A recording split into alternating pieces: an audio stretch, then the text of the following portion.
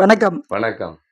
பொதுவாக 12 ராசிகள், 27 நட்சத்திரங்கள். இவங்களுக்கு எந்த கோவில் போனா 100 விழுக்காடு அவங்க வாழ்க்கைக்கான பலன் கிடைக்கும்? பொதுவான பலன் கேட்கிறீங்க. இப்போ ஒரு ராசிக்குன்னு எடுத்தீங்கன்னா, உள்ள 9 பாதம் இருக்கும். அதாவது 2 நட்சத்திரத்துக்கு மேல இருக்கும். 1 பாதம் உள்ள வந்துரும். அதாவது அஸ்வினில 4 பாதம், பரணி 4 பாதம், கார்த்திகை 1 பாதம். அப்போ 3 நட்சத்திரத்துக்கும் அதிதேவதைகள் வேறு. அந்த ராசிக்கு அதிபதி வேற. ராசி செவ்வாய் அப்படின்னா, கார்த்திகை நட்சத்திரம், இந்த மாரி பரணி நட்சத்திரம், அஸ்வினி நட்சத்திரம். அஸ்வினின்னா கேது பகவான்னு சொல்லிடுவாங்க. ஆனா, திருக்கணிதத்துல கர்மான்னு ஒண்ணு சொல்லுவாங்க. அதாவது கர்மா அப்டின்னா, அஸ்வினி நட்சத்திரத்துக்கு கர்மா என்னது அப்டின்னா, சூரியனுடைய கர்மா. பொதுவாவே மேஷ ராசியில பிறந்த குழந்தைகளுக்கு, அந்த குழந்தை, திருமணம் சம்பந்தப்பட்ட விஷயங்கள், சூரியன் அதுல உச்சமாகறதுனால அதுக்குண்டான விஷயங்கள் இருக்கும். ஏன்னா, நெருப்புல எந்த ஒரு உயிரும் உற்பத்தி ஆகாது. அதுக்குண்டான அந்த கிரகத்தினுடைய தன்மைக்கு தகுந்த மாரி அத கர்மாங்கிறான். நெகட்டிவ். ஒரு கிரகத்தினுடைய நெகட்டிவ் எனர்ஜி தான் கர்மா. இதுவே நெறைய பேத்துக்கு தெரியறதில்ல. உனக்கு குழந்தை லேட் ஆகும். நீ இந்த கோயிலுக்கு இந்த சாமிய கும்பிடு, விளக்கேத்து. ஒரு கிரகத்தினுடைய கதிர்வீச்சு, அந்த கதிர்வீச்சு எங்க கிடைக்கும்? அப்படிங்கிறதுக்கு தான் 7ஆம் வீட போட்டிருக்கான். கரெக்ட்டா போட்டுருவான். சுக்கிரன். சுக்கிரன் அங்க சனி உங்களுக்கு உச்சம். இந்த வீட்ல சனி நீச்சம். அயன் சத்து குறைஞ்சிருது. அதீத ஹீட்ல இரும்பு உருகிரும். அப்போ இங்க அயன் வீக் மேஷத்துல. துலாத்துல அயன் உச்சம். பனிக்கட்டி இருக்கிற இடத்துல அயன் நல்லா ஸ்ட்ராங்கா இருக்கு. ஏன்னா, இரும்பு சத்து இருந்தா தானே உங்களுக்கு அந்த இறுக்கம் அதிகமாகும். பாறை. பாறை அந்த குளிர்ச்சியினுடைய தன்மையில உருகி நல்லா நெருக்கமா இறுகிடும். ஆனா பாறையும் ஹீட்டு. பாறையும் ஹீட்டு. ஏன்னா அதுலயும் எதுவும் முளைக்காது. பனிக்கட்டிலயும் 0 டிகிரிலயும் எதுவும் முளைக்காது. புரியுதுங்களா? 0 டிகிரிலயும் எந்த உயிரும் உற்பத்தி ஆகாது. இது அதீத உச்சம், இது அதீத நீச்சம். அப்போ இதுக்குண்டான உச்சத்துக்கு நீச்சத்த சேர்க்கிறான். இந்த மாரி ஒவ்வொரு நட்சத்திரத்துக்கும் ஒரு பாதம் இருக்கும். அதாவது ஒரு பாசிட்டிவ், ஒரு நெகட்டிவ் சேர்ந்தா தான் உங்களுக்கு லைஃப் கரெக்ட்டா இருக்கும். அதாவது இரவு, பகல், நல்லது, கெட்டது, இன்பம், துன்பம், அன்னையும், அப்பா, அம்மா, ஈருடல் ஓர் உயிர். அதாவது 2 கிரகங்களின் சேர்க்கை தான் அடுத்த கிரகங்களின் உருவாக்கும் அப்படிங்கிறான். அப்போ சும்மா எடுத்த உடனே இந்த ராசிக்கு இந்த கோயிலுக்கு போன்னு சொன்னாலாம் பலிக்காது. மேச ராசி அப்படின்னு சொன்னீங்க அப்படின்னா, மேச ராசிக்காரங்களுக்கு பொதுவா சொல்லணும்ல, அஸ்வினி, பரணி, கார்த்திகை இருக்கிறதுனால. பொதுவாவே உங்களுக்கு அதுல நெகட்டிவ் இருக்கும். இருள் தன்மை. ராகுன்னா இருட்டுன்னு சொல்லுவோம். அப்போ உங்களுக்கு குளுமையான கிரகங்கள குடுக்கும். அப்போ உங்களுக்கு மேச ராசி அப்படின்னு சொன்னா, உங்களுக்கு மாரியம்மன், மாரினா மலை. மாரினா மலை. மாரியம்மனுடைய வழிபாடு மிகப்பெரிய வெற்றி. மேச ராசி அப்படின்னா, பௌர்ணமி அன்னைக்கு மாரியம்மனை வழிபட்டா மிகப்பெரிய வெற்றி கிடைக்கும். அல்லது அஷ்டமி அன்னைக்கு பெருமாள் கோயிலுக்கு போனா மிகப்பெரிய வெற்றி. பொதுவான கோவில். ரிஷப ராசி அப்படின்னு சொன்னீங்கன்னா, அது சுக்கிரனுடைய வீடு. அங்க ராகு, கேது நீச்சம். அப்போ உனக்கு காளியோட இருக்கிற சிவபெருமான் கோயில் மிகப்பெரிய வெற்றி. காளி தேவியோட இருக்கக்கூடிய சிவன். தனித்த சிவன் வெற்றியை தருமானா கிடையாது. அப்ப ரிஷப ராசிக்கு உனக்கு யாரு நல்லா வெற்றி தருவா அப்படின்னா, காளி தேவியோட, அம்பாலோட இருக்கக்கூடிய சிவபெருமான் ஆலயங்கள பௌர்ணமிக்கு வணங்கு. மிதுன ராசி சொல்லவே வேண்டியதில்லை. காற்று ராசி. அப்போ உங்களுக்கு ஒரு அந்த பிரகலாதனுக்கு பிரச்சனைன்னு வரும்போது காற்று மாதிரி தூணுலையும் இருப்பான், துரும்புலையும் இருப்பான். அந்த துரும்பு உடைச்சிட்டு வெளியில வந்தது.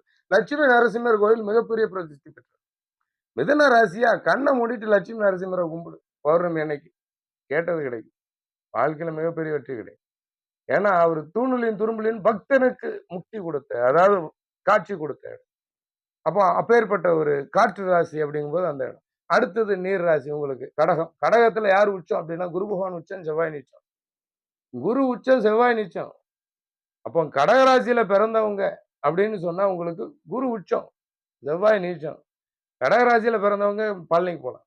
சூப்பரா இருக்கும். கடகராசியா பழனி. பழனி மிகப்பெரிய ஒரு வெற்றி யோகத்தையும் கொடுக்கும். ஏன்னா அது செவ்வாய் மலை மேல இருக்கு. உங்களுக்கு கேட்டதெல்லாம் கொடுத்துருவாரு. அதுவும் பௌர்ணமி அன்னைக்கு போனா இன்னும் சிறப்பு. கடகராசிக்காரங்க. சிம்ம ராசிக்காரங்க. இப்ப சிம்மத்துக்கு ஆட்சியும் கிடையாது, நீச்சமும் கிடையாது, ஒண்ணும் கிடையாது. சிம்மத்துல சூரியன் தான் ஆட்சி உச்சம். அவர் வீட்டுல அவர் மட்டும் தான் ஆட்சி. வேற யாரையும் அவருக்கு சேர்க்கறது கிடையாது.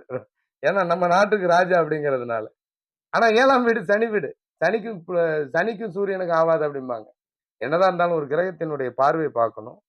அந்த கிரகம் அதில் இல்லனாலும் அதனுடைய தன்மை இருக்கும் அப்படின்னு சொல்லுவாங்க. எதிர்வினை ஈர்க்கக்கூடிய சக்தி அதுக்கு இருக்கும். இப்ப சிம்ம ராசியில பொறந்திருக்கவங்க, கிருஷ்ணர் கோவிலுக்கு அதாவது இந்த முப்பெரும் தேவர்கள் ஆலயம் இங்க ரொம்ப கம்மி. அ பிரம்மன் கோவில் இந்த திருப்பட்டூர்ன்னு சொல்றாங்கல்ல. பொதுவாவே சிம்ம ராசியில போறவங்க திருப்பட்டூர், முப்பெரும் தேவர்களுடைய ஆலயத்துக்கு எந்த ஆலயத்துக்கு வேணாலும் போலாம். அதாவது பெருமாள், சிவன் ஏன்னா அவனின்றி ஓர் அணுவும் அசையாது. முப்பெரும் தேவர்கள் இருக்கக்கூடிய ஆலயத்துக்கு போலாம். எங்க அப்படின்னா, தனித்த சிவன், தனித்த பிரம்மா, தனித்த பெருமாள், தனிமை. அதாவது தான் அப்படிங்கிற அவர் மட்டும் ஆட்சி செய்யக்கூடிய அந்த கோவில்களுக்கு நீங்க போலாம். மிகப்பெரிய ஒரு மாற்றம் கிடைக்கும். அதுவும் பௌர்ணமி நாள். ஏன்னா எதுக்கு எல்லாத்துக்குமே பௌர்ணமி அப்படின்னா, பௌர்ணமிங்கிறது மிகப்பெரிய ஒரு இருளிலும் ஒளி தரக்கூடிய ஒரு அதாவது நம்ம இருளிலும் ஒளி மட்டும் தெரியாது. நமக்கு பாதையும் காட்டும், உடம்புல இருக்கிற நெகட்டிவையும் வெளியில போக்கும். அதாவது தாய். சந்திரன் என்பது தாய். அப்ப நம்மளை பாதுகாக்கக்கூடியது அந்த உடலை பாதுகாக்கக்கூடிய சந்திரன். அதனால முழு நிலவன்னைக்கு முதல்ல பௌர்ணமி அன்னைக்கு முதல்ல ஒரு இறைவனை வழிபாடு செய்வதுங்கிறதே மிகப்பெரிய ஒரு பேராற்றலை தரக்கூடிய அன்னைக்கு நம்மளுடைய எண்ண அலைகள் எல்லாம் அந்த கிரகத்துக்கு அந்தந்த கோயிலுக்கு தகுந்த மாதிரி நமக்கு பரிமாற்றங்களை கொடுக்கும். இப்ப உங்களுக்கு முப்பெரும் தேவர்கள் சம்பந்தப்பட்ட கோயில்கள்லாம் நிறைய பக்கம் இருக்குமானா, பெருமாளுக்கு சில இடங்கள்ல இருக்கும். சில இடங்கள்ல தான் பிரம்மன் கோயிலே இருக்கும். சிவனுக்கு நிறைய இடங்கள்ல இருக்கும். ஆனா, இந்த முப்பெரும் தேவர்களுக்குன்னு அங்கங்க அந்த சிவன் ஆலயங்கள சில இடங்கள்ல குடுத்திருப்பான். ஆ பிரம்மா, மகாவிஷ்ணு அப்படின்னு சில ஆலயங்களை சுத்தி வர இடத்துல இருக்கும். அந்த ஆலயங்கள் தான் சிறப்பானது. அவர் மட்டும் தனியா இருந்தாருன்னா கொஞ்சம் கஷ்டம். அப்ப அப்படி இருக்கிற ஆலயங்கள் நமக்கு அந்த சிம்மராசிக்காரங்களுக்கு பக்கத்துல அது இருக்கும். தனக்கு குறிப்பிட்ட இடங்கள்ல அது இருக்கும். கன்னி ராசி. கன்னி ராசினாலே பரசுராமர் கோயிலுக்கு போலாம். ஏன்னா, உங்களுக்கு கன்னி ராசி பரசுராமர் கோயில், சித்தர் கோயில், மகான்கள், ரிஷிகள் இது மாரி ஏதாவது ஒரு குரு கோயில் சம்பந்தப்பட்ட குரு மூலமா இறைவனை வழிபடுகிறது ரொம்ப நல்லது. ஏன்னா, கன்னியில வந்து பரசுராமர் வந்து தன்னுடைய தாய வந்து தலைய வெட்டியிருப்பாரு. குரு தான் அவருடைய அப்பா. அப்போ குருவை வணங்கி இறைவனை வணங்கும்போது கேட்ட வரம் கிடைச்சிரும். கருமாரியம்மன வணங்கலாம். திருவேற்காடு கருமாரியம்மன் கன்னிராசிக்கு உகந்தது. கருமாரி எங்க இருந்தாலும் கன்னிராசிக்காரர்கள் வணங்கலாம். உங்களுக்கு கருமாரியம்மன் சம்பந்தப்பட்ட மாரியம்மன் வேறு, கருமாரியம்மன் வேறு. அப்போ கரு அப்படிங்கும்போது எந்த கருவிலுமே உருவாகாத ஒரு அப்போ அப்போ எப்படி சொல்றது அப்படின்னா, அவங்க புற்றா இருந்து வந்தது கருமாரி. இப்போ புற்றுக்கோயில் சம்பந்தப்பட்ட ஆலயங்கள் வணக்கம். எப்படி? புற்றுக்கோயில் சம்பந்தப்பட்ட ஆலயங்களை வணக்கம். உங்களுக்கு வந்து கன்னி ராசிக்கு அடுத்தது உங்களுக்கு துலாம். சனி உச்சம், சூரியன் நீச்சம். அந்த சிவபெருமானுக்கு பித்த வந்து தெளிய வச்சது அங்காள பரமேஸ்வரி. அப்போ துலா ராசிக்காரங்கள் மேல்மலையனூர் அங்காள பரமேஸ்வரி மத்த எந்த அங்காள பரமேஸ்வரியா இருந்தாலும், அங்காள பரமேஸ்வரி கோயில பௌர்ணமி அன்னைக்கு கும்பிட்டானா கேட்டது நடக்கும். இங்க எல்லாருமே அமாவாசைக்கு போறாங்க. அங்க ஏற்கனவே சனிங்கிற இருள் மூழ்கி கிடக்குது. சுக்கிரன்ங்கிறது பவர். அங்க சூரியன் நீச்சம். அப்போ சூரியனை பிரசித்தி பெற வைக்கணும் அப்படின்னா, நீ பகல்ல பௌர்ணமிக்கு போ. பகல்ல, ராத்திரியில இல்ல. அப்போ பகல்ல மேல்மலையனூர் அங்காள பரமேஸ்வரிய பௌர்ணமி அன்னைக்கு வணங்கும்போது மிகப்பெரிய ஒரு வெற்றி யோகத்தையும் குடுத்துருவாங்க. விருச்சிக ராசி கண்ண மூட்டு திருச்செந்தூர் போயிடு. ஏன்னா ராகு கேது உச்சம். இந்த உடலும் உயிரும் உச்சத்தை கொடுப்பது கடல். காலபுருஷனுக்கு 8. 8ஆம் இடம் தான் உயிர். ஆயுளை கூட்டக்கூடிய இடம் திருச்செந்தூர். நீ கடற்கரை சம்பந்தப்பட்ட திருச்செந்தூர் மட்டும் இல்ல. கடற்கரை சம்பந்தப்பட்ட ஆலயங்கள் எங்கனாலும் பௌர்ணமி அன்னைக்கு நீ போ. சென்னையில கூட தான் கந்தக்கோட்டம் கடற்கரை கோயில். தெரியல நிறைய பேத்துக்கு. இன்னைக்கு கடல்ல இருந்து உள்ள இருக்கு. கந்தன் இருக்கும் இடம் கந்தக்கோட்டம்லாம் பாட்டு இருக்கு. ஆனா, இன்னைக்கு அந்த கந்தக்கோட்டம் எங்க இருக்குன்னு நிறைய பேத்துக்கு தெரியாது.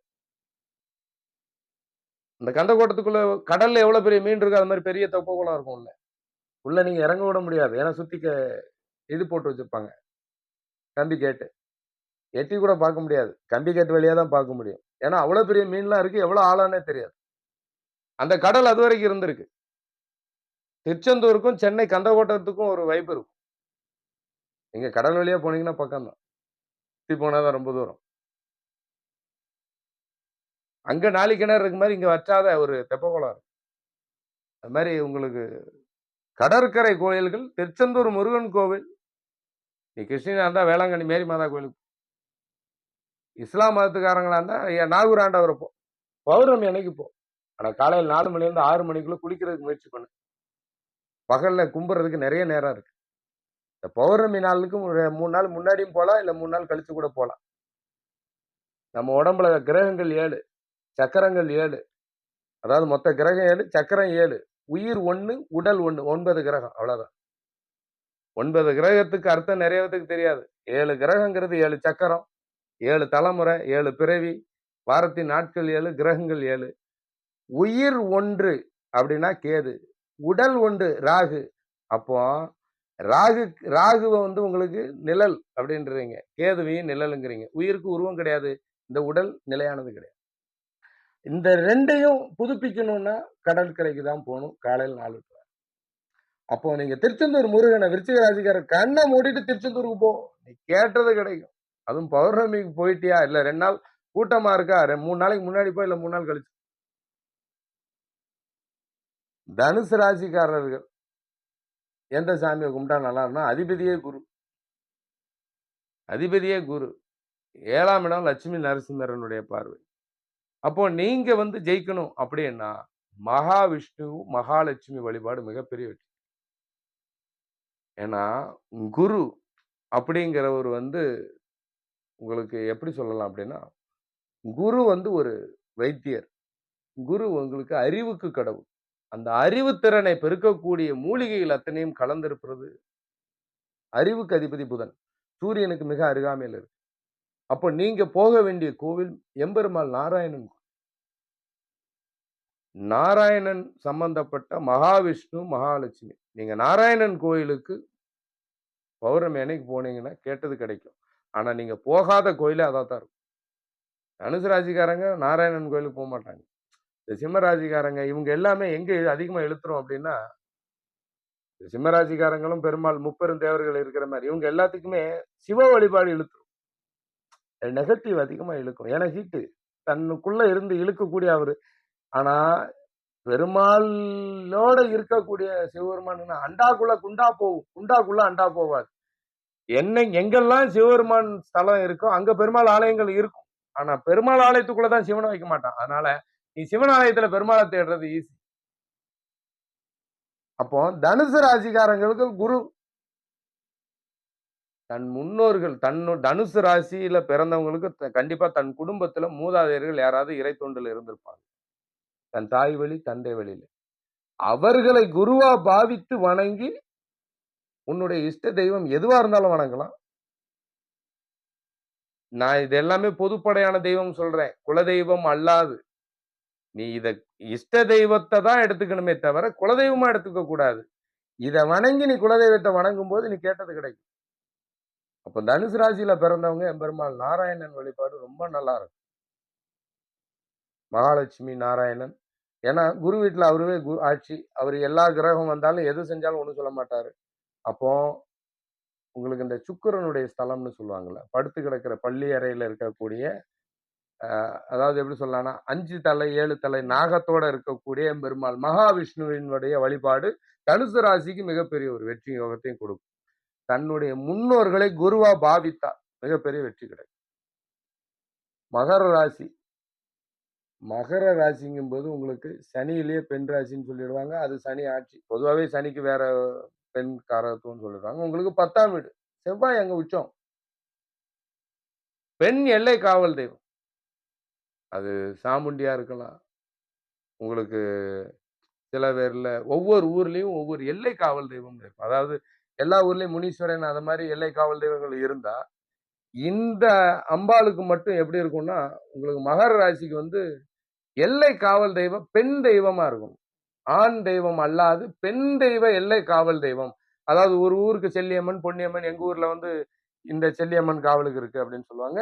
இப்படி நம்ம தென் மாவட்டங்கள்ல எல்லாம் பார்த்தீங்கன்னா பேச்சியம்மன் இந்த மாரி இருக்கும். பேச்சியம்மன், எசக்கியம்மன் இந்த மாரி இருப்பாங்க. ஊருக்கு எல்லையில, ஊருக்கு ஒதுக்குப்புறமா இருக்கக்கூடிய, காட்டுக்குள் வனப்பகுதியில் இருக்கக்கூடிய, தனித்து இருக்கக்கூடிய அம்பாள் ஆலயங்கள். அதாவது வனப்பகுதியில் இருக்கக்கூடிய அம்பாள் ஆலயங்களை வழிபட்டால் மகர ராசிக்கு மிகப்பெரிய வெற்றி யோகம் கிடைக்கும்.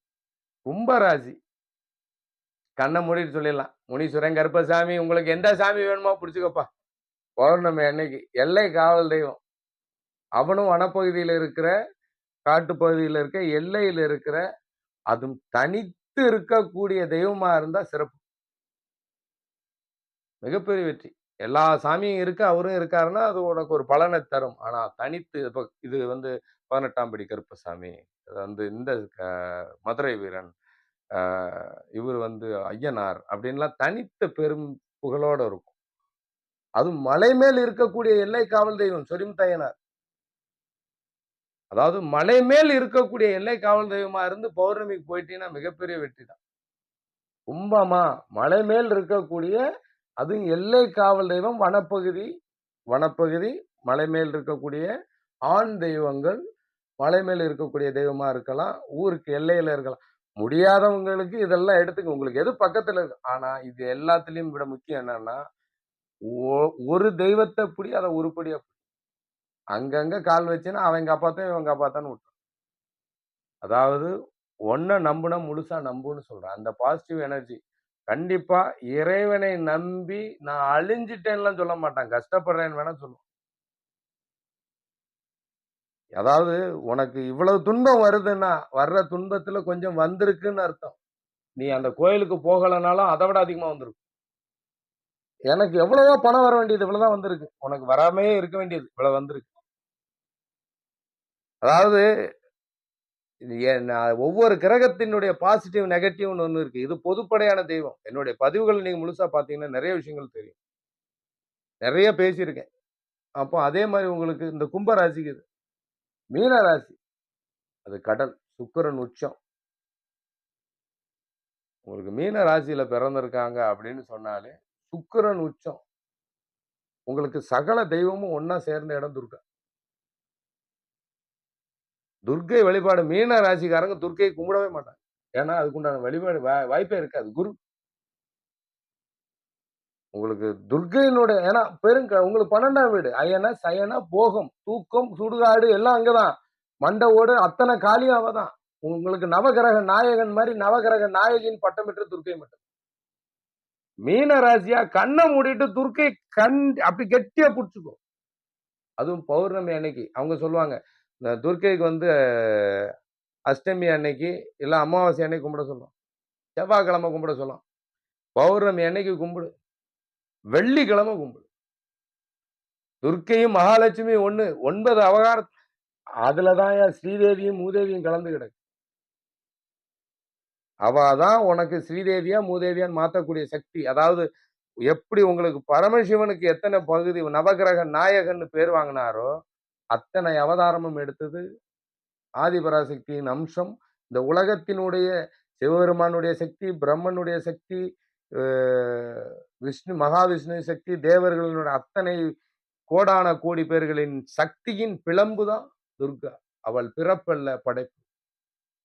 அப்ப கடலுங்கிறது இறைவனுடைய படைப்புங்கிறீங்க. இந்த உலகத்தையே ஆட்சி அதாவது ஆளுமை அப்படின்னு சொன்னா மீனம். ஏன்னா பிறப்பு முதல் இறப்புங்கிறது கடல். இந்த 12 ராசியின் மொத்த இடம் கடல்.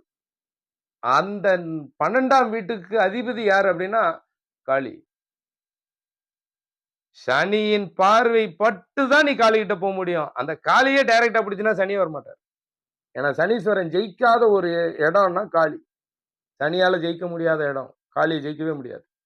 அப்போ துர்க்கை பௌர்ணமி அன்னைக்கு நீ கெட்டியா மனமுருகி வேண்டு இறைவனை பிரார்த்திக்கிறது. மனதால் உன் எண்ணத்தால் பிரார்த்தனை செய். அர்ச்சனை செய்வது உன் மனதால் பிரார்த்தனை செய். எதுக்கு மலர் தூவிதான் அர்ச்சனை பண்ணணுமா?